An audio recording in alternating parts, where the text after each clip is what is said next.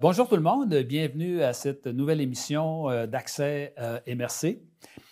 Aujourd'hui, on va parler de la Régie des matières résiduelles qu'on appelle la RMR, puis on va rencontrer Mme Daphné Gaudreault, qui est conseillère en gestion des matières résiduelles, et Mme Mélanie Simard, qui est également directrice des communications. Bienvenue, mesdames, à cette émission. Puis, je vais commencer par une petite parenthèse en disant que, vous savez, l'environnement, ça a toujours été une de mes questions de préoccupation fondamentale. Puis, dans le secteur ici de Lebourg-Mistassini, on avait formé un comité d'environnement il y a 45 ans, presque 50 ans. Puis, on était probablement parmi les premiers au Québec à faire de la récupération de papier, récupération de carton.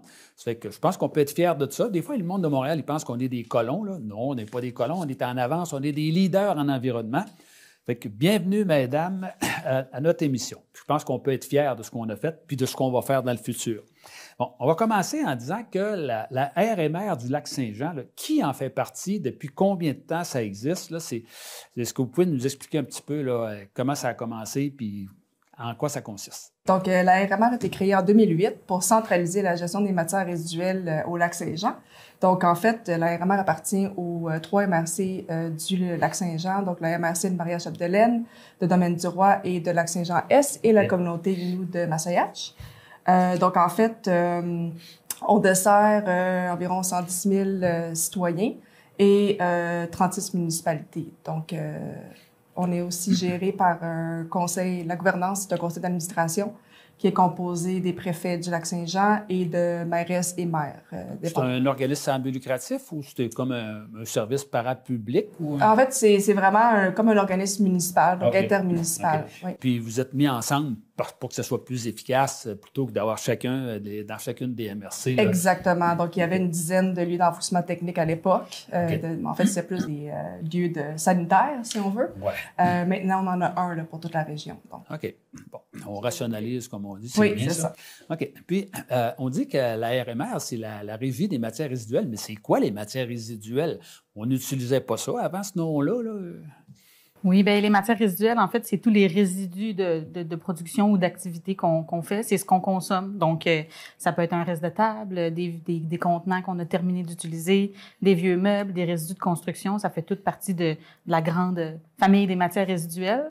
Puis là, c'est sûr qu'aujourd'hui, l'objectif, c'est de réduire le plus possible ou de valoriser ces matières-là quand c'est possible. OK. Ça veut dire que, dans le fond, à travers de ça, il y a des choses qu'on pourrait appeler des déchets, mais il y a d'autres choses aussi qu'on peut récupérer. Mais ça englobe l'ensemble de ce qu'on ne veut plus dans la maison.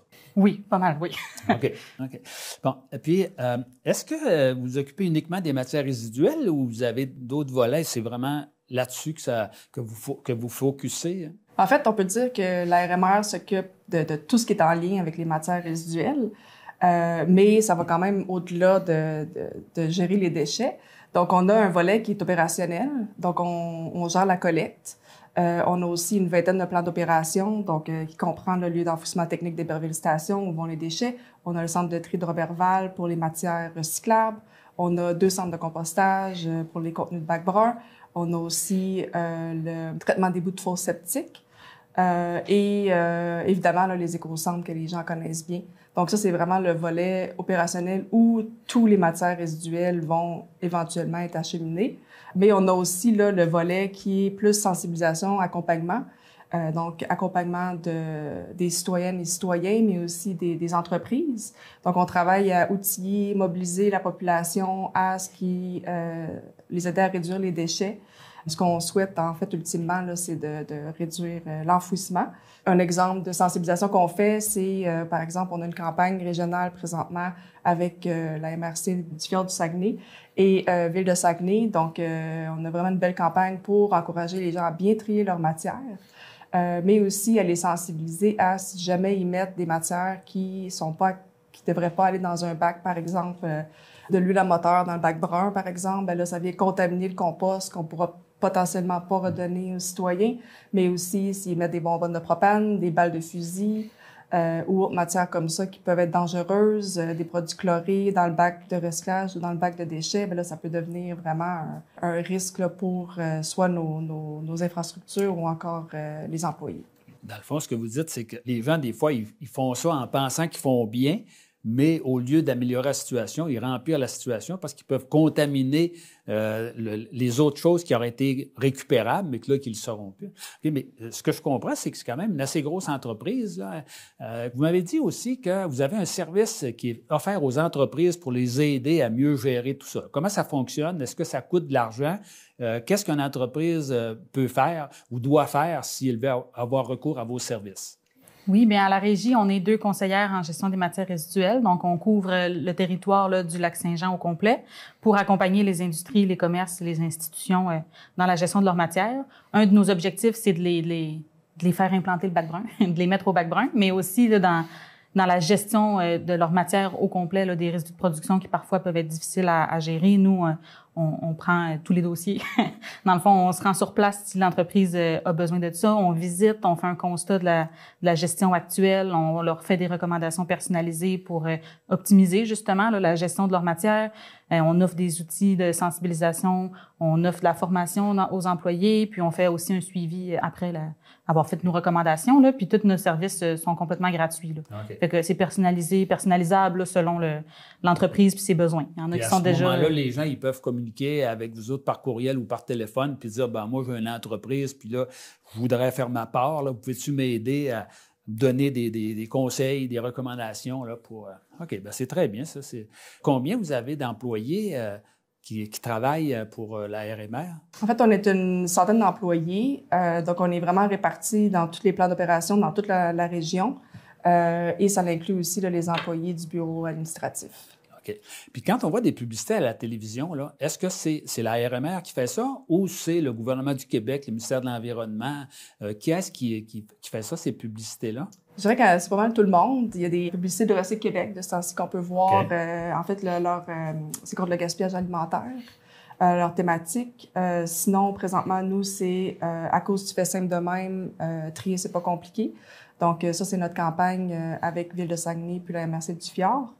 Sinon, le gouvernement du Québec aussi, des fois, en fait. Il y a aussi maintenant Bac Impact, qui est la campagne pour la REP là, des matières recyclables, donc avec la modernisation de la collecte sélective. Donc, il y a une campagne qui est vraiment axée sur le bac de récupération.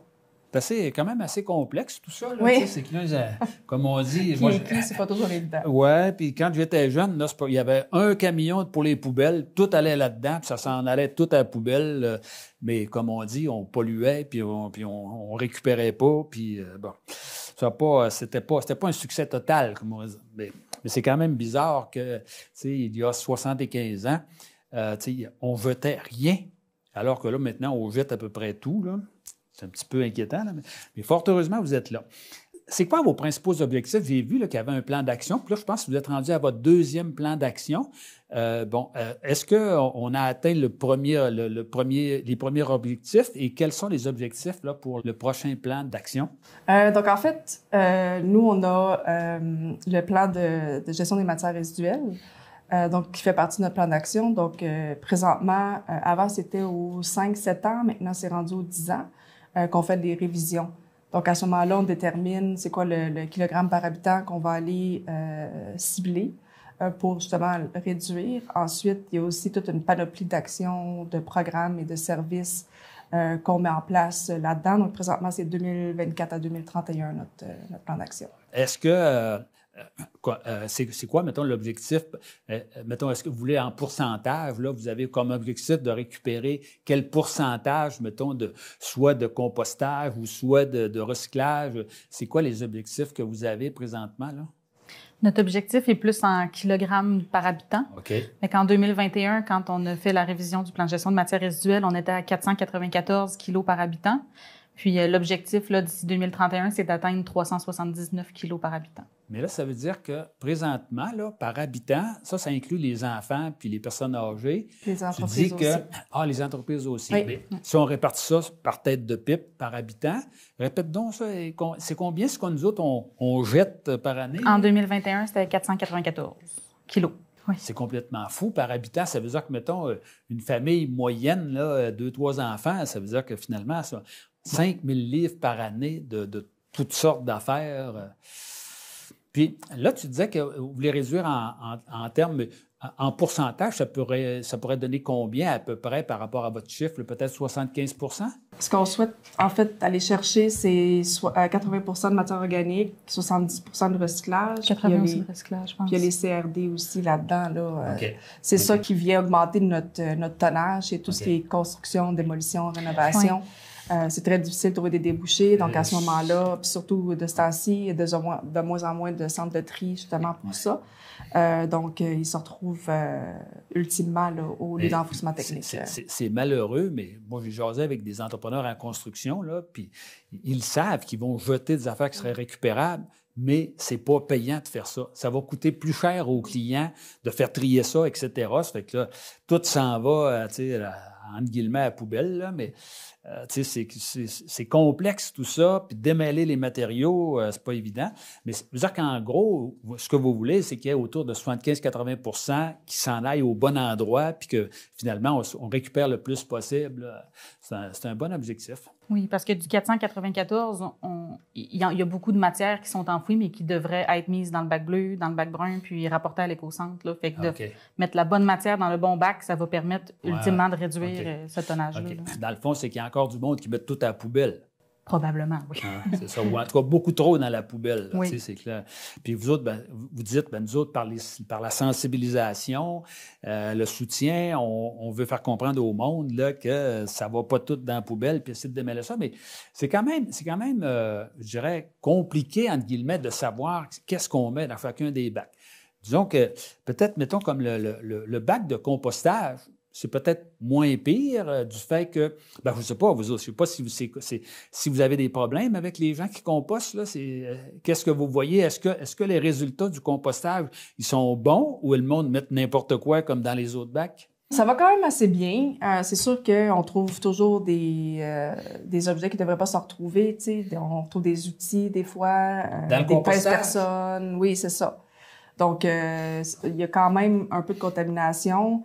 Mais on a quand même des outils là, qu'on essaie toujours de mettre en place. Il y a la sensibilisation, c'est super important. C'est le premier geste qu'on fait au départ, mais on a aussi un tamiseur avec un aimant qui vient enlever tout ce qui est clou, tout ça, pour quand même faire un bon tri là, pour qu'ultimement, à la fin, on soit capable de dans le compost, vous êtes obligé d'avoir des aimants qui passent au-dessus de la courroie puis de l'équipe. Mais comment est-ce qu'on explique ça, que du monde jette des outils dans le bac à compostage?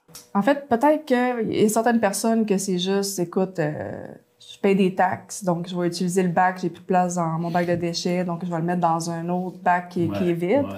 Sinon, il y a encore beaucoup de gens qui croient pas qu'on fait quelque chose avec qui a un résultat à la fin. Là, il y a encore beaucoup de mythes qu'on jette le recyclage. Il y a eu des reportages qu'on envoie ça à l'extérieur. Il y a des complotistes à travers de ça là, qui disent tout ça, là, c'est pas vrai, c'est de l'arnaque, etc. Mais vous autres, ce que vous me dites, c'est que si les gens veulent venir voir, ils peuvent venir voir, puis ils peuvent voir que vous récupérez pour le vrai, puis que c'est pas mis n'importe où, n'importe quand, puis c'est pas jeté à poubelle. Là, c'est clair. Ça peut se faire, ça. Oui, en fait, on a déjà quand même un programme de visite, si on veut, qui est bien en place. Donc, on a des écoles qui viennent nous visiter, des groupes. Donc, en fait, on a à peu près 180 personnes l'année dernière. On a ouvert aussi, là, on a fait une journée porte ouverte au lieu d'enfouissement technique. On a reçu environ 200 personnes. Mais on voudrait les ouvrir plus parce que il y a rien qui de meilleur pour sensibiliser les gens, justement, quand ils voient la montagne de déchets au lieu d'enfouissement, quand ils voient le compost à la fin, qu'est-ce qu'on fait avec le contenu des bacs bruns, le résultat. Le centre de tri aussi, là, on vient juste de le moderniser, donc on va pouvoir le réouvrir. Donc, on est vraiment en train de travailler sur un plan pour recevoir le plus de groupes possible, puis l'information va être disponible sur notre site Internet bientôt. OK. Ça veut dire que, dans le fond, vous êtes très ouvert, puis vous voulez que les gens se rendent compte que l'ouvrage que vous faites, c'est de la bonne ouvrage, comme on dit. Oui, c'est ça. OK. Si on veut aider les citoyens et les citoyennes à démêler, justement, là, qu'est-ce qu'on met dans quel bac? Là? Mettons qu'on commence là, par la poubelle. Mettons, qu'est-ce qui devrait aller dans la poubelle? Là? C'est quoi là, qu'on n'a pas le choix? Ça va dans la poubelle. Qu'est-ce qu'on met là, dans la poubelle? C'est les résidus ultimes, dans le fond, qu'il n'y a pas de possibilité de valorisation, de mettre dans de recyclage, en fait, là, ou de composter. Fait qu'on parle de couches, de produits sanitaires, de produits d'hygiène, les textiles qui sont vraiment souillés, là, qu'il n'y a pas moyen de récupérer, les ustensiles en plastique, les petites cuillères, fourchettes, les pailles en plastique. Mais pourquoi que ces affaires-là, on ne peut pas recycler ça? Tu sais, c'est en plastique. Pourquoi il y a des plastiques qu'on recycle et des plastiques qu'on ne recycle pas? Parce que depuis janvier 2025, en fait, là, ce qui est accepté dans le bac bleu, c'est les contenants, les emballages et les imprimés. Donc, on n'a plus besoin de regarder le symbole ou le numéro 5, du plastique. 6, 7, 8, là. C'est ça. Maintenant, on n'a plus besoin de regarder ça. Donc, c'est vraiment, on se simplifie la vie tant que l'objet qu'on a contenu quelque chose ou a emballé quelque chose ou que c'est un imprimé, ça va dans le bac bleu. Ça, en fait, c'est Éco-entreprise Québec qui est maintenant responsable de toutes les entreprises qui mettent en matière des marchés. Donc, on appelle ça une responsabilité élargie des producteurs. Donc, les entreprises qui, justement, mettent en marché des matières sont responsables de la gestion de la fin de vie de ces matières-là. Donc, c'est plus le gouvernement ou les municipalités là, qui payent pour le système du recyclage. C'est vraiment les entreprises elles-mêmes. Puis, pour revenir aux petits ustensiles, ils ne font pas partie c'est pas un emballage, c'est pas un contenant, puis c'est pas un imprimé, donc ça va dans la poubelle. Mais c'est parce que c'est difficile de transformer ces plastiques-là. Il n'y a pas de marché pour ces plastiques-là. Est-ce que c'est ça le problème? C'est pas tous les plastiques qui sont intéressants, qui sont valorisables non plus.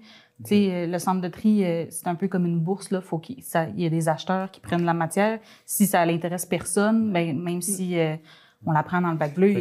Dans le fond, là, la meilleure affaire avec ces affaires-là, paille, verre en plastique et compagnie, puis les fourchettes, là, on devrait se débarrasser de ça. On ne devrait plus acheter ça. Dans le fond, la meilleure solution, ce n'est pas de se demander dans quel bac que je mets ça, c'est de dire « j'achète pas ça oui. ». C'est de le laver, au pire. Oui, ou de les laver, puis de réutiliser. En tout cas, ça, c'est vrai que ça peut être une bonne idée. On a parlé là, de récupération, on a parlé aussi là, de poubelles, puis dans le bac de compostage, qu'est-ce qu'on devrait mettre là-dedans, puis qu'est-ce qu'on ne devrait pas mettre là? Dans le bac brun, on peut y déposer tout ce qui est résidus de table, les résidus alimentaires, tout ce qui fait partie d'un aliment, fait que les épluchures, les noyaux, fruits, légumes, la viande aussi, il y a pas ça va tout dans le bac brun, là, il n'y a pas de souci. Les essuie-tout aussi qui sont souillés, puis les résidus verts, fait que le gazon, les feuilles à l'automne, les petites branches, là, ça peut aller dans le bac brun sans problème. Tout ce qu'on ne veut pas dans le bac brun, c'est les déchets, les matières recyclables, puis les plastiques qui sont mentionnés, qui sont indiqués, le plastique compostable. Parce que sur nos plateformes, ils ne le sont pas. OK. Mais comme les Kleenex, on pourrait-tu mettre ça dans le compostage? Ben oui, il n'y a pas de problème. Tant qu'il n'est pas souillé de médicaments ou de produits dangereux, là, un Kleenex de grippe, il n'y a pas de problème. Pas de problème pour le bac brun. Je cherchais une expression, là, mais le Kleenex de grippe, ça tout le monde va bien comprendre. Là. Mais ça, c'est intéressant parce que ça, malheureusement, on en jette beaucoup. Puis, ça peut aider à absorber un peu parce que là, ce que les gens n'aiment pas, là, c'est que le compostage, des fois, ça peut virer. Il y a des petits amis qui s'invitent, là. C'est clair. Est-ce que vous avez des conseils par rapport à ça pour dire, si vous voulez éviter les petits amis, là, voici ce qu'il faut faire? Qu'est-ce que vous avez comme suggestion? Bien, je suggérerais là, de mettre peut-être du papier journal ou du carton dans le fond du bac pour justement absorber les liquides, d'éviter les liquides aussi dans le bac. OK. Mais ça veut dire qu'on peut mettre un morceau de boîte de carton là, dans le fond, puis ça va se composter, puis ça empêche que ça vienne tout en boîte un peu. Là, ça sert un peu d'éponge. Là. Oui. Les cartons d'œufs, ça fait bien aussi. Ah oui, ça absorbe puis le liquide, puis en plus, il y a des trous là-dedans, ça fait que ça fait de l'air un peu. OK. Ça fait que ça. Puis est-ce que vous pensez que ça s'améliore présentement, là, que les gens ont pris le truc, là, puis qu'ils réussissent mieux à faire le compost, ou en tout cas à mettre les bonnes affaires dans le compost? Bien, j'ai l'impression que oui. À chaque personne qu'on parle ou qu'on sensibilise, tout le monde semble ouvert, tout le monde apprend des choses aussi parce que, vous l'avez dit, là, il y a beaucoup de règles, il y a beaucoup de spécificités, là. Fait que on apprend aux gens les bonnes manières, les bonnes matières qui vont dans le bac aussi. On leur donne des trucs quand ils ont besoin. Puis, je pense que ça fait son petit bout de chemin auprès des personnes là, à la maison.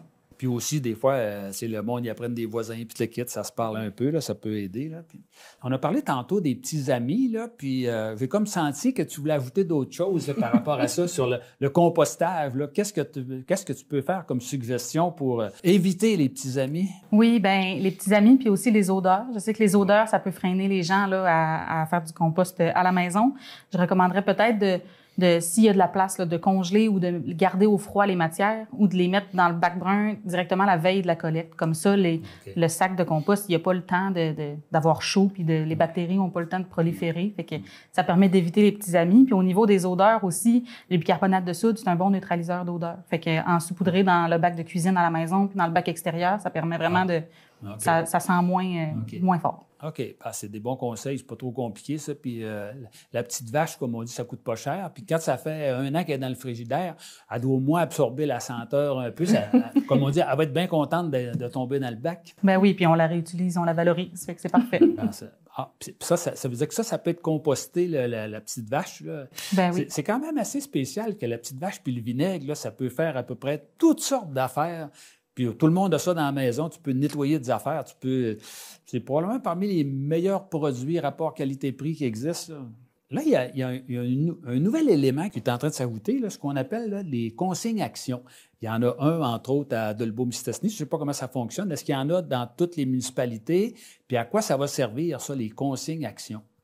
C'est un point de dépôt pour la consigne. Fait que ça veut dire que plutôt que d'aller à l'épicerie puis de mettre les contenants dans la gobeuse, là, c'est un point qui est vraiment fait pour recueillir ces contenants-là.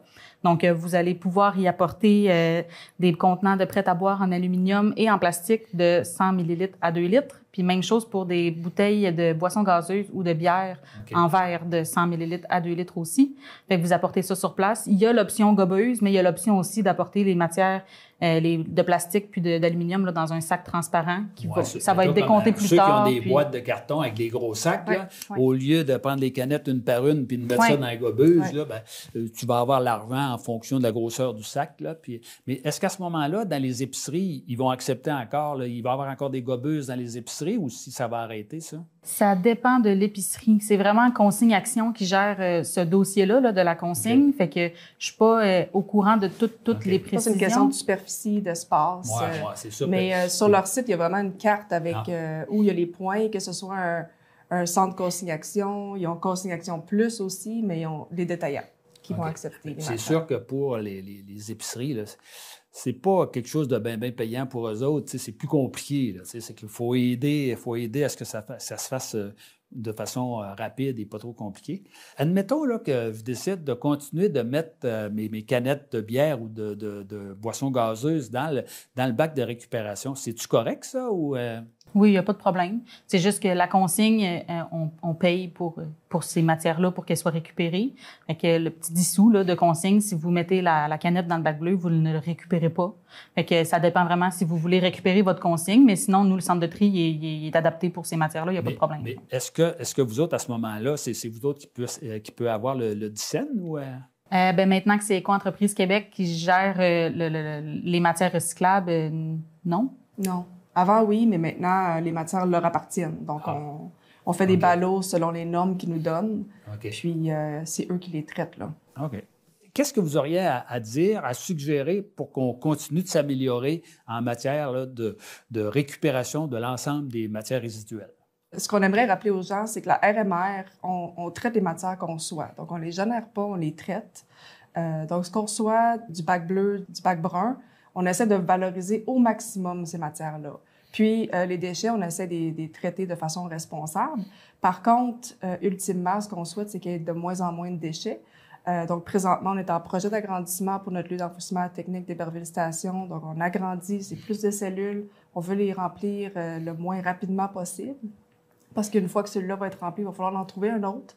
Donc, ce qu'on souhaite, c'est que nous, on est là pour donner des outils, d'aider les gens autant que possible et les entreprises, mais aussi, c'est quand même dans le rôle des citoyennes et des citoyens là, de donner un coup d'épaule à la roue. Ce que je comprends de tout ça, c'est que moins on consomme, moins ça va nous coûter cher. Tu sais, il faut qu'on essaie d'ajuster notre consommation parce que chaque fois qu'on envoie du stock, ça ne disparaît pas. Il y a un coût à payer pour ça, puis c'est l'ensemble du monde qui paye pour ça. C'est bien qu'on récupère, mais ça coûte quand même quelque chose. Donc, je vous remercie, mesdames, de votre implication. Puis, je suis pas mal certain qu'on va continuer d'être des leaders en environnement au Québec et on peut en être fiers collectivement. C'est ainsi que se termine notre émission Accès et Merci. Je vous invite à une prochaine émission pour la semaine prochaine. Au plaisir de se revoir.